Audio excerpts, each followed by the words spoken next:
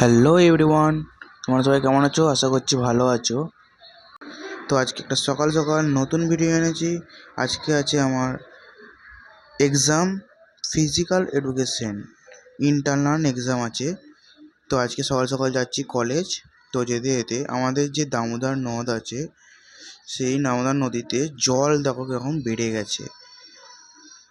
Durgapur barrage থেকে জল ছেড়েছে বলে কীরকম জলটা বেড়েছে দেখো।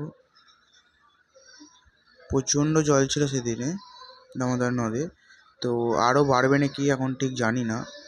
তো জলটা দেখো কেমন বেড়েছে।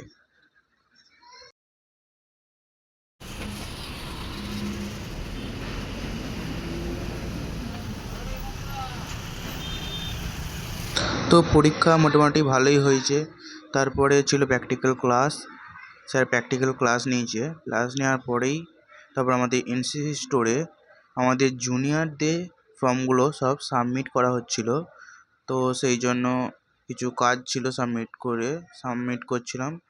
তো ওখানে কাজ শেষ করেই আমরা বন্ধু এবং বান্ধবীরা মিলে একসাথে ফুচকা খাচ্ছিলাম। আজকের মতো মিনি ব্লগ এইটুকু। যদি ভালো লাগে একটা লাইক করবে। বাই।